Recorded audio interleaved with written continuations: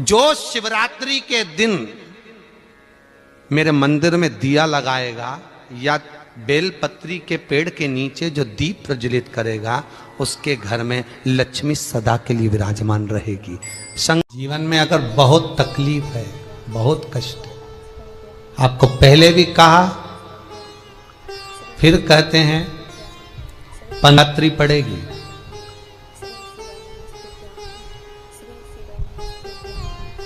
जो माघ महीने में शिवरात्रि पड़ती है उससे भी प्रबल शिवरात्रि।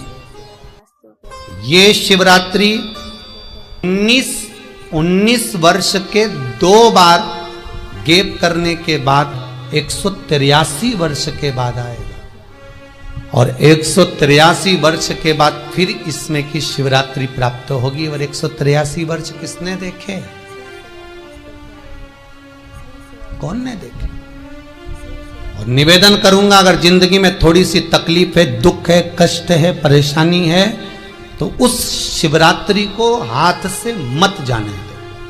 वाली शिवरात्रि को आपको पहले भी कहा कि क्या क्या वस्तु भगवान शंकर को हम रात्रि के समय पर चढ़ा दें, जिससे हमारा रोग समाप्त हो जाए, हमारी बीमारी समाप्त हो जाए, हमारे जीवन में सुख समृद्धि लक्ष्मी आ जाए। वो समर्पण का भाव। और शिवरात्रि आने में देरी है और आपके जीवन में बहुत कष्ट है, बहुत कष्ट। महाराज 5 कमलगट्टे, 5 बेलपत्र तांबे के लोटे में जल भरकर रख लीजिए। सीधे हाथ पर उस कलश को रखो जिसमें 5 कमलगट्टे और 5 बेलपत्र रखिए। श्री शिवाय नमस्तुभ्यम शिव महापुराण का मूल मंत्र है, जैसे भागवत का मूल मंत्र है ओम नमो भगवते वासुदेवाय। शिव महापुराण का मूल मंत्र है श्री शिवाय नमस्तुभ्यम। इस मंत्र का 5 बार स्मरण कर कर आपको जो तकलीफ है उसको हृदय चित्त से धरकर मस्तक से कलश को लगाकर किसी एकांतेश्वर महादेव पर, एकांतेश्वर महादेव मतलब अपने गांव से, नगर से, शहर से जो बाहर खेड़े में हो, बिल्कुल बाहर, जिस शिवलिंग पर कोई पूजन करने ना जाता हो, एकांत में बैठे हो, जंगल में बैठे हो, कहीं किसी वृक्ष के नीचे विराजमान हो, ऐसे एकांतेश्वर महादेव पर अपनी कामना कर कर वो जल समर्पित कर दो। 1 बेलपत्र, 1 कमलगट्टा उठाकर अपने घर पर लेकर आ जाओ। जो तकलीफ बहुत ज्यादा हो रही है 5 दिन में आपको मालूम पड़ जाएगा, 5 दिन में अंतर आ जाएगा। शिव का अनुमोदन करो, शंकर का स्मरण करो। महाराज ये अश्विन का जो अधिक मास है 183 वर्ष के बाद वापिस आएगा। योग, ये योग पहले मिल जाता 19 वर्ष में, पर अब मिलेगा 183 वर्ष।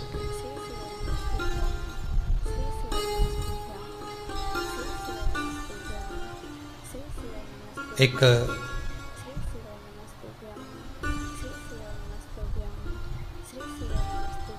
किन्हीं माता जी का एक प्रश्न था, वो ध्यान में नहीं आ रहा है वो कहाँ से थी, कि उन्होंने एक प्रश्न किया था, व्हाट्सएप पर लिखा हुआ आया था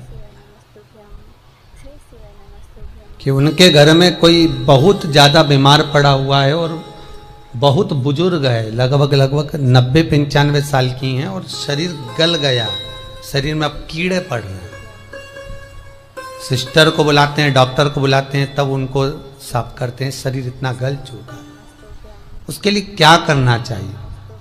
एक निवेदन करूंगा, एक भगोनी में गेहूं रख लीजिए, एक पात्र में गेहूं, जो बहुत बुजुर्ग हो चुकी हैं, कीड़े पड़ रहे हैं शरीर में, आपने एकादशी दे दी, गीता जी करवा दी, पाठ करवा दिया, गौदान करवा दिया, मोक्ष करवा दिया, सब कुछ करवा दिया, तो भी मुक्ति नहीं मिल रही है, तो पात्र में गेहूं रखकर उन माता जी की सीधे हाथ की 3 उंगलियां उस गेहूं में डालकर उनका नाम और गोत्र बोलकर वो गेहूं गाय को खिला दीजिए। पात्र किसी गरीबड़े को, भिक्षुक को दे दीजिए महाराज, 3 या 4 दिन में मोक्ष प्राप्त हो जाता है। इतनी अगर भोग रही हैं तो कर सकती, इतना कष्ट अगर भोग रही हैं कि शरीर गल चुका है, कीड़े पड़ रहे हैं शरीर के अंदर और सारी खाल टपक टपक कर गिर रही है, तो उनकी मुक्ति हो, उनका मोक्ष हो।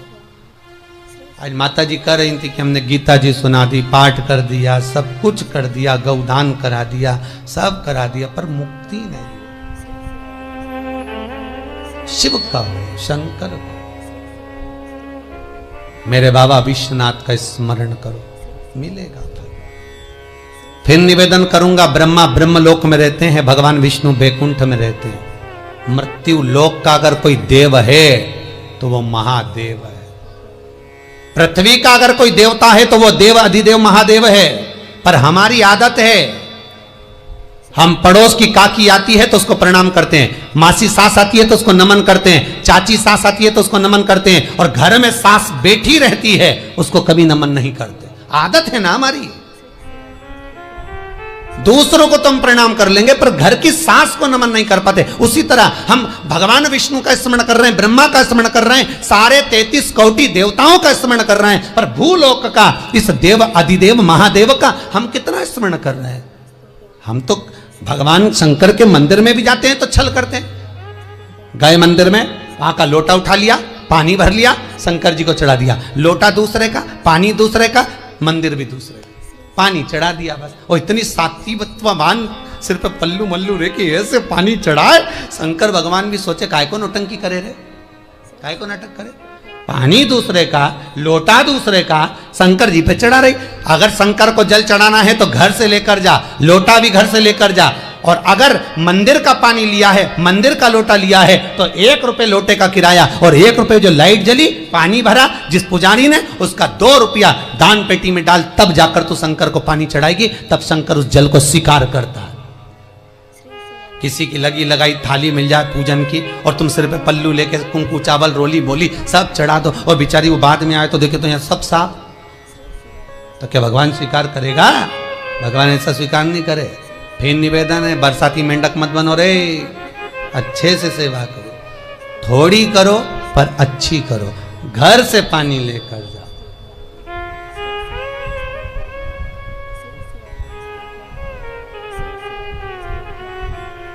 कल कोतवाली चौराहे से, हमारे सीहोर के कोतवाली चौराहे से कोई बहन जी आई थी 33 मालपुआ लेके।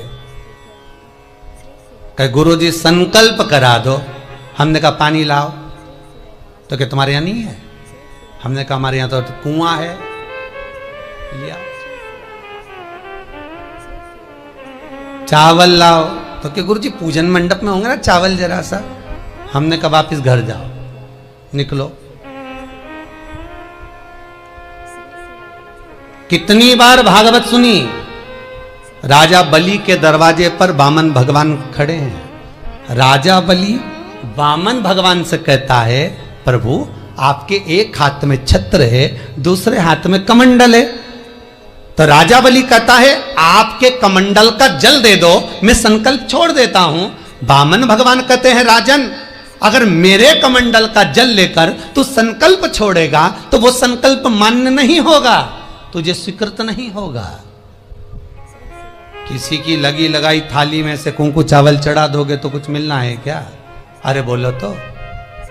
विष्णु पुराण में तो यहां तक लिखा है कि किसी का लगा हुआ दिया, किसी का दिया मंदिर के अंदर रखा था, तुमने अपना डब्बा खोलकर बत्ती निकाल कर उसके दिए में रखकर जला दी और सोच रही है कि मैंने खूब बड़ा काम कर दिया, तो उसका तो फल ही नहीं मिला। विष्णु पुराण कह रही है खुद का दिया, खुद की बाती, खुद का दीप अगर जलाती तो फल मिलता। किसी मंदिर में तुम रोज डब्बी लेकर जाओ, बत्ती लेकर जाओ, मना नहीं है, पर उस मंदिर में पहले से 5 दिए, 7 दिए, 11 दिए तुम रख कर आओ तो जलाओ। दूसरे के रखे हुए दिए में 50 बार बाती जला कर आना, उसका कोई फल नहीं मिलने वाला, उसका कोई फल नहीं है हमारा।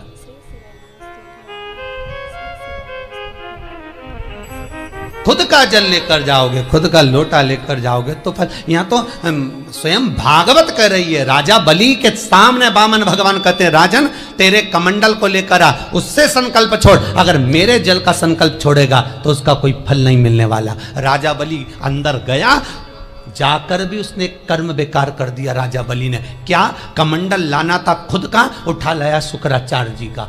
शुक्राचार्य जी का कमंडल उठाकर लाया, इसलिए शुक्राचार्य जी कमंडल के अंदर जाकर बैठ गए, एक आंख लगाकर देखते रहे।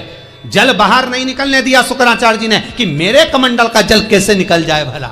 फिर भी राजा नहीं माना, तब एक कुसा खींचकर उसकी टोंटी में दी तो शुक्राचार्य जी की आंख फूट गई। शुक्राचार्य जी ने कहा राजा बलि तू जान नहीं पाया, मेरे कमंडल का जल लेकर गया और मेरी आंख फूटी है, मैं तुझे श्राप देता हूं कि तू सत्ता से विहीन हो जाएगा। राजा बलि की पूरी सत्ता चली गई, पूरी सत्ता मात्र कमंडल के जल के कारण चली गई। तो आप अगर दान करने जा रहे हो, आप कन्या दान करने जा रहे हो, आप गौ दान करने जा रहे हो, आप वस्त्र दान करने जा रहे हो, आप मालपुए का दान करने जा रहे हो, आप स्वर्ण दान करने जा रहे हो, तो जल चावल आपका होना चाहिए, संकल्प आपका होना चाहिए, दूसरे का नहीं। इसलिए नैमिषारण्य में जो 108 शिव महापुराण की पोथी बिठाई, तो वहां जो संकल्प छूटा आपके घरों में छुड़वाया, घर के अंदर। और 15 अक्टूबर को जो शिवरात्रि का उत्सव रात्रि को 9:20 से 10:20 पर इसी टीवी चैनल पर जो हम कराएंगे, उसका संकल्प आप अपने घर में बैठकर छोड़ना, यहां नहीं, अपने घर में। और अगर कोई यहां आता भी है तो साथ में पानी की बोतल लाओ, चावल लाओ, पूजा की थाली लाओ, फिर बैठो। अपना संकल्प अपना होना चाहिए, उसका फल हजारों गुना प्राप्त होता है। दूसरे का जल, दूसरे का चावल स्वीकार कर लिया, उससे फल की कामना नहीं है, मिलता। फिर भले 4 घंटे तक तुम ढोलक बजा बजा के गाओ, तांबा का हंडा में तातो धरा पानी, और नींद आए भोला नवा के रहूंगी, भोले को अपना बना के रहूंगी। शंकर भगवान भी बोले पूरी रात गाए तो भी नहीं आऊं मैं, तो गाय को है भोलानाथ। शिव को मनाने के लिए आडंबर की जरूरत नहीं है, शंकर को मनाने के लिए बहुत साधना करने की भी जरूरत नहीं है। शंकर तो कहते हैं 3 बार ताली बजा दो, बम बम बोल दो, उतने में भी राजी हूं। पानी नी भी चढ़ाए चलेगा, ताली नी भी बजाए चलेगा, बम बम नी भी बोला चलेगा। शंकर का शिव महापुराण की कथा कहती है इतना भी ना बने तो मेरे मंदिर के सामने से निकल कर चले जा, उतने में भी कल्याण कर दूंगा। ये भी ना बने तो मेरे मंदिर का शिखर देख ले, शिखर दर्शनम सर्व पाप नाशनम, मात्र शिखर का दर्शन कर लेने पर भी मैं तेरे पाप छिन्न कर देता हूं, समाप्त कर देता हूं, तेरी जिंदगी खुशियों से भर। शिव करें उतने में भी संतुष्टि है।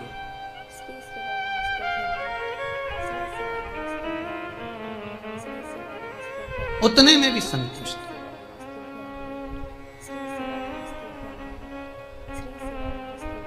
शंकर का अनुमोदन करने वाला, शिव का स्मरण करने वाला है।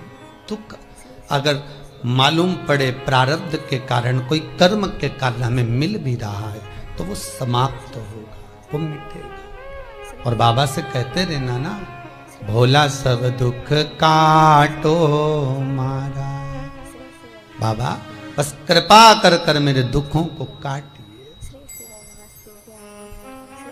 बाबा बोले शिव उस बुजुर्ग से कहते हैं तुम्हें कर्म का भोग भोगना पड़ेगा। बाबा ये कर्म का भोग मनुष्य क्यों भोगता है?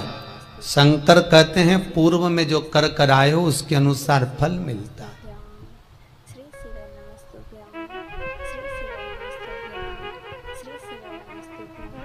अभी 2 दिन पहले की कथा याद करो, कथा में कहा था खूब भगवान ने धन दे दिया, जिसके घर में 10-10 नौकर लगे और घर का मालिक इतना चड्डा पहनकर, टी-शर्ट पहनकर कुत्ते को छी करा रहा है। कथा में कहा था कि नहीं कहा था? तो किसी ने प्रश्न किया था, गुरुदेव इनके घर में 10-10 नौकर लगे, इनके घर के बच्चों को तो नौकरानियां पाल रही, दासियां पाल रही, और सेठ जी अच्छा चड्डा पहन के, टी-शर्ट पहन के कुत्ते को छी करा रहा। तो ये कहीं लिखा, अरे गरुड़ पुराण उठाकर देखो ना, ये भी कर्म का भोग है कि तेरे घर में 10 नौकर काम कर रहे हैं और कुत्ते को छींची मॉर्निंग वॉक में तू करा रहा है। तुमने भी देखा होगा रे, जितने लोग टीवी पे कथा सुन रहे हैं, सही बताओ ईमानदारी से, अपनी अपनी स्वीकृति भेजना हो व्हाट्सएप पे जरूर। देखा होगा कि नहीं देखो, सुबह सुबह लोग कुत्ता इतनी शान से घुमाए, कुत्ता इनंग जाए तो वो इनंग, कुत्ता उधर जाए तो वो उधर। हमें ये समझ में नहीं आया कि ये कुत्ते को घुमा रहा है कि कुत्ता इसे घुमा रहा है। वो इधर जाए उधर, उधर जाए उधर, उधर कहां कर। इसलिए निवेदन मत बुरे कर्म कर बंदे, वरना पछताएगा। भगवान की आंखों से तू बच नहीं पाएगा, तू बच नहीं पाएगा। कर्म का भोग भोगना पड़सी पड़ेगा, चाहे रो के भोगो चाहे हंस के भोगो। इसलिए निवेदन है, खूब बढ़िया चकाचक खाओ पियो मौज करो, जिंदगी अलमस्त जियो। कितनी भी जिंदगी में दुख आए रोना नहीं, सुखी रहना, मुस्कुराते रहो, क्योंकि आखिरी में जो फोटो टंगेगा वो तो मुस्कुराने वाला ही टंगेगा। तुम भले जिंदगी रो के निकालो, फोटो में तो तुम स्माइल देते ही मिलोगे, माला टंगी रहेगी मुस्कुराते। जित्तों के घर भी जाके देखोगे तो मुस्कुराता हुआ फोटो मिलना है, रोता हुआ किसी का नहीं मिलेगा, भले जिंदगी कितनी भी रो के निकालो। चित्त वृत्ति को लगाओ भजन में, कीर्तन में, स्मरण में। जितना समय गया जाने दो, जो बचा उसको शंकर में लगा दो, शिव में लगा दो। महाराज, कर्म का भोग भोगना है, गति प्रारब्ध की। दूसरी जो प्रारब्ध की गति है उसको कहा तीव्र प्रारब्ध। इसके भोग को अगर तुम भोग रहे हो, दुख आया है तो संत सतगुरु की शरण में जाकर कहो, दुख मिटेगा। तीसरा है तीव्रतम प्रारब्ध। इस प्रारब्ध में अगर बहुत ज्यादा दुख आ गया तो कुछ ना करिए, एक काम करो, एकांत में बैठकर शिव का स्मरण करिए, शंकर का भजन।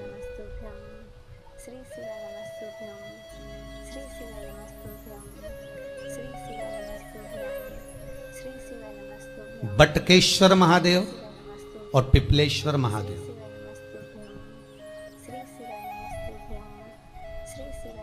पिपलेश्वर महादेव जिस जगह पर दधीची ऋषि की धर्म पत्नी सुवार्च के सम्मुख में दधीची ऋषि के प्राण देवता ले लेते हैं, अस्थियों का कंकाल हो जाते हैं दधीची बाबा।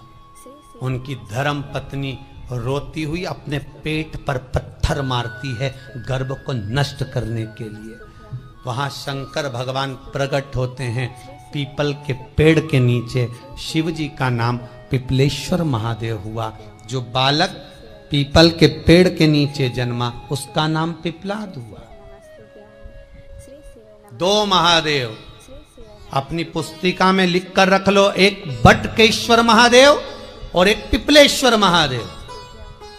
अदालत में कोई कार्रवाई चल रही है, अदालत में कोई केस चल रहा है, अदालत में कोई बात चल रही है, नहीं जीत मिल रही, नहीं विजय मिल रही, हार गए, पेशियां लगा लगा कर एक बार बड़ के पेड़ के नीचे बालू मिट्टी का शिवलिंग बनाकर उसकी पूजन करो। पूजन अर्चना कर कर दही 3 चम्मच नाम लेकर चढ़ाओ जिसके साथ केस चल रहा है, और 3 चम्मच दही चढ़ाकर उस दही को उठा लो और रुमाल पर उसके छापे लगा लो, सफेद रुमाल पर। भगवान शंकर की पूजा अर्चना कर कर जल में विसर्जन कर दो बटकेश्वर महादेव का नाम लेकर, और उस रुमाल को घड़ी बनाकर रख लो। अगली पेशी जब हो उसको साथ लेकर जाओ, केस जल्दी निपटेगा, विजय प्राप्त होगी।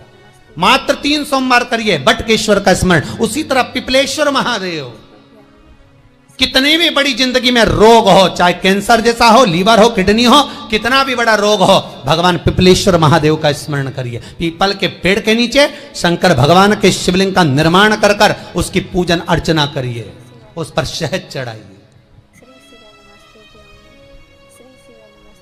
पीपल का वृक्ष, आंवले का वृक्ष, शमी का वृक्ष, बेलपत्र का वृक्ष, ये औषधि पूर्ण है महाराज।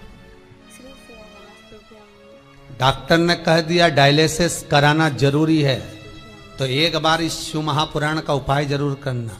डायलिसिस कराने से पहले 5 छोटे छोटे पीपल के पत्ते लेना, शंकर जी का शिवलिंग का निर्माण पीपल के पेड़ के नीचे करना, मट्टी का पार्थिव शिवलिंग निर्माण कर कर उसकी पूजन कर कर बेलपत्री 5 चढ़ाकर 5 पीपल के पत्ते 5 शमी के पत्ते शंकर पर चढ़ा देना, आरती पूजन करना। शमी का पत्ता बेलपत्र छोड़कर 5 पीपल के पत्ते उठा लेना। जिस व्यक्ति को डायलिसिस का बोला है उस व्यक्ति को 5 पत्ते पीस कर छान कर पिला देना। 3 दिन बाद फिर जाकर डॉक्टर को चेक करवाना, डॉक्टर डायलिसिस का मना कर देगा, लीवर किडनी अपना काम करना प्रारंभ कर देगा। पिपलेश्वर महादेव की पूजन, पीपल के पत्ते की औषधि जीवन का सुख दे जाती है। कोई पिपलेश्वर महादेव सहज नहीं है महाराज। कितना विचित्र वर्णन है, प्रैक्टिकल जरूर करना। सीओर वाला महाराज कहीं झूठ तो नहीं बोल रहा, और व्हाट्सएप पे लिखकर भी भेजना करा कि नहीं करा, क्योंकि शिव महापुराण की लेखनी है। वेद व्यास जी महाराज वर्णन करे, गलत नहीं कर सकते। किसी को बहुत खून निकल रहा है, बहुत एक्सीडेंट हो गया, खून पर खून निकल रहा है, उसको अगर होश है और वो होश में है तो 5 पीपल के पत्ते किसी भी वृक्ष के तोड़कर पिपलेश्वर महादेव का नाम लगकर उसको खिला दो, चबा चबा कर, उसी समय खून निकलना बंद हो जाएगा, रक्त बंद। पिपलेश्वर महादेव का मात्र स्मरण ही सुख दे जाता है, आनंद की अनुभूति करा देता है।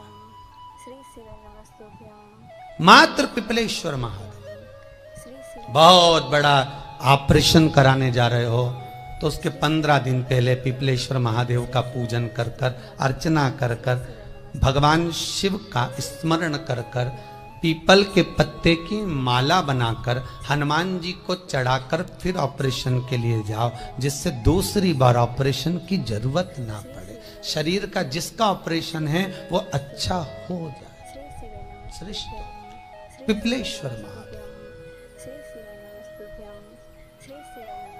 भगवान शिव ओघड़ दानी।